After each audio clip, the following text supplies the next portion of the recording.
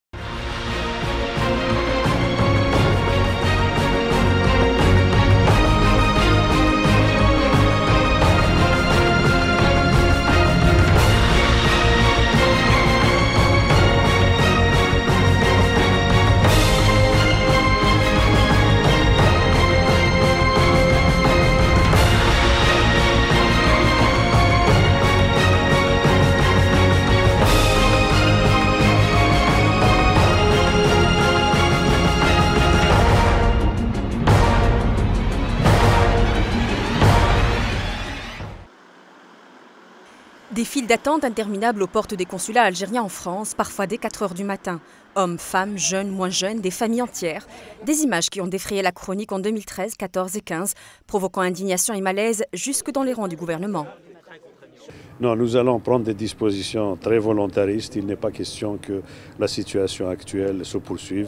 Je crois que ces attentes sont véritablement inacceptables, à la fois pour la dignité des ressortissants et pour également la dignité du pays lui-même. Depuis, des décisions ont été prises et annoncées. Consulat flambant neuf, renforcement du personnel, introduction de systèmes informatiques performants, simplification de la procédure et autorisation d'accès au territoire muni de la carte nationale et le passeport étranger pour les 8 nationaux jusqu'en octobre prochain. Des imperfections subsistent, des efforts restent à faire, mais une nouvelle ambiance s'installe peu à peu dans ces consulats, profitant autant aux citoyens qu'aux agents consulaires, dont on va découvrir le quotidien tout en frappant à la porte de ceux qui font les statistiques, vous, comme homme ressortissant. Vous savez que le 8e bureau lui a perdu tous les originaux de ses dossiers pour ses 10 ans de présence. C'est tellement long, c'est pour ça que je vous dis, vous auriez fallu préciser le 9e bureau, ça aurait été direct. Commençons par ceux qu'on connaît le moins, les travailleurs du service social. Ici, au Consulat général à Paris, cette mission est portée par seulement 2 chevilles ouvrières. Mais en quoi consiste-t-elle exactement? Le service social, nous faisons donc les kafalas, bien sûr avec l'Algérie. Nous faisons les recherches dans l'intérêt des familles. Nous traitons les successions des personnes décédées en France qui sont sans famille en France.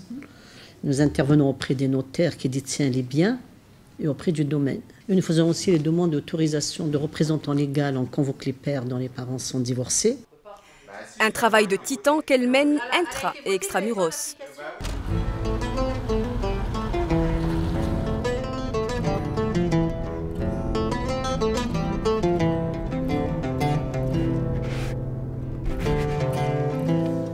Ce matin-là, Madame Louège entame une journée marathon avec pour première étape l'un des hôpitaux parisiens où a atterri un Chibani, comme on les nomme ici.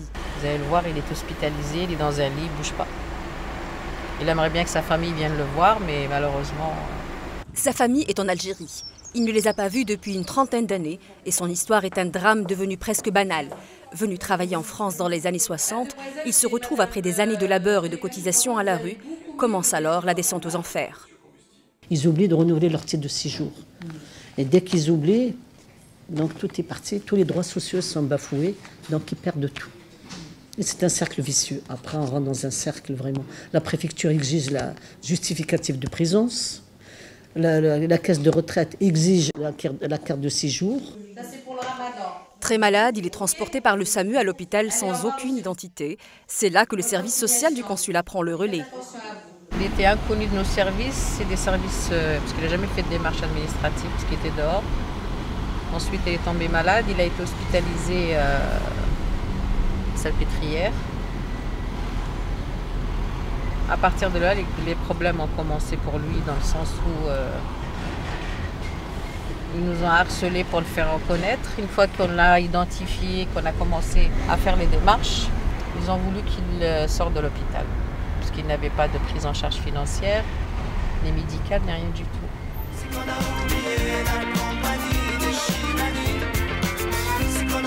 Aider ces Chibani à retrouver leurs droits, notamment auprès de la Caisse des retraites, c'est aussi la mission du service social consulaire. Un travail de longue haleine et en toute discrétion, avec des résultats qui relèvent parfois du miracle. Ça va, monsieur? Vous allez bien? Ah là là, allez, mon bras dessus, vas-y. Ah là là, comment je suis contente de vous voir, vraiment, je suis heureuse à chaque fois.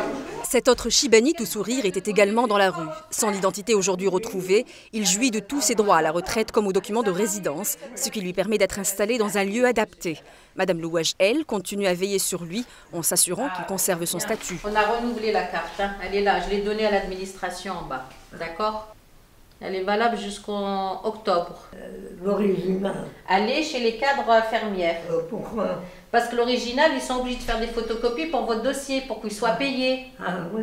D'accord? Parce que sinon, vous ne peuvent pas, parce qu'ils sont obligés d'envoyer à la CAF, ils sont obligés d'envoyer à la caisse pour qu'ils touchent le paiement de votre chambre ici. Et bien qu'il ait un tuteur, une visite d'inspection s'impose également. L'assistante sociale consulaire doit s'assurer de ses conditions d'accueil jusqu'au tout petit détail. C'est un plaisir de vous servir, monsieur. Pour moi, c'est un honneur.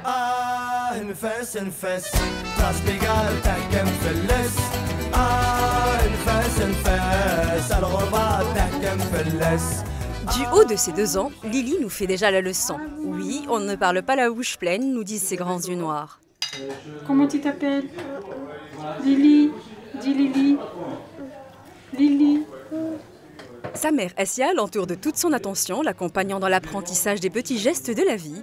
Et le papa, Farid, n'est pas en reste. Tourne là, viens, tourne. Tu sais compter? Compte à papa, compte. Tout ça, c'est 2. Ah non, bravo. C'est 5. Bravo, ma Lily, bravo. Né à Roubaix, ce monteur câbleur en téléphonie s'est installé à Marseille en 2006, après que ses propres parents eurent élu domicile dans le sud de la France en 1979. Mon père est venu en France en 1929. Ma mère en 1948. Nous sommes une famille de 18 enfants à l'origine, 14 garçons, 4 filles et 10 vivants. Quant à Essia, mère au foyer, elle est née et a grandi à Tébessa, est arrivée directement à Marseille après son mariage en 2009. On a eu le petit, Kinan, il a bientôt 6 ans le 21 juin, et la petite Lily, Layane, bientôt 3 ans. J'ai ma mère en Algérie, mon père il est décédé là, comme on dit. Et j'ai 3 sœurs et un frère. Et je suis l'aînée, j'ai 40 ans. Nés de part et d'autre de la Méditerranée, leur rapport à cette Algérie de l'autre rive diffère. L'une y a laissé famille et souvenirs d'enfance. L'autre y construit une maison de vacances pour que leurs enfants puissent y créer leurs propres souvenirs. Pour autant, ils n'y vont pas aussi souvent qu'ils l'auraient souhaité. On n'est pas retourné depuis 2013.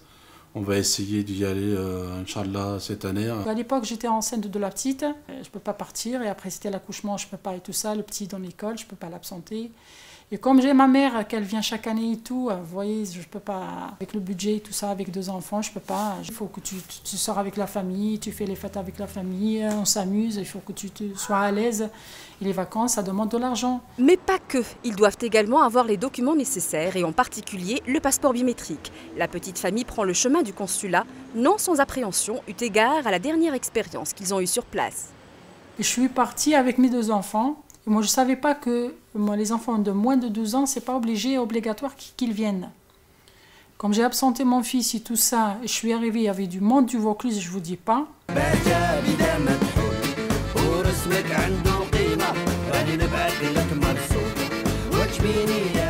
Famille Zouache, vous venez? À Strasbourg, monsieur et madame Zouache, eux aussi, projettent de rentrer pour des vacances en Algérie. Mais ils semblent plutôt détendus, évoluant d'un service à l'autre au consulat général, bien qu'accompagnés d'enfants en bas âge. Merci bien, tout de suite. Et c'est vrai qu'ils sont très agréables ici. Ils sont accueillants et ils expliquent assez bien le déroulement. Le parcours étant le même dans tous les consulats, vérification et saisie de documents, empreintes, photos et en un clic, les voilà inscrits dans la base numérique des données nationales. Et c'est encore plus simple pour les petits bambins qui ne sont plus obligés d'être présents. Pour les enfants moins de 12 ans, donc c'est pas la peine de prendre les empreintes, il y a juste la signature du tuteur légal qui est le père ou la maman. Avec 6 passeports à faire en tout, Salah a pris soin de bien se renseigner pour éviter toute mauvaise surprise une fois sur place. C'est vrai qu'étant donné qu'on vient de Mulhouse, c'est vrai que si on oublie de documents, ça serait dommage, quoi. Parce qu'après, il faudrait refaire la route et revenir un autre jour. Mais bon, là, j'ai tous les documents, je me suis renseigné sur Internet, j'ai pu télécharger les formulaires. Donc il n'y a vraiment pas de problème à ce niveau-là, quoi. Une crainte partagée par cet autre père de famille qui a eu moins de chance. Venu de loin avec femme et enfants, il lui manque les photos pour que son dossier soit complet. Exceptionnellement, on peut vous prendre le dossier, mais vous devez nous envoyer les photos par poste. Une souplesse administrative dont il n'aurait pu bénéficier les années précédentes tant l'affluence des ressortissants était importante, contrairement aux images d'aujourd'hui. Et pour cause. Le nombre de demandes de passeport biométrique est de l'ordre de 44 552, soit un taux d'enrôlement de 89,61%.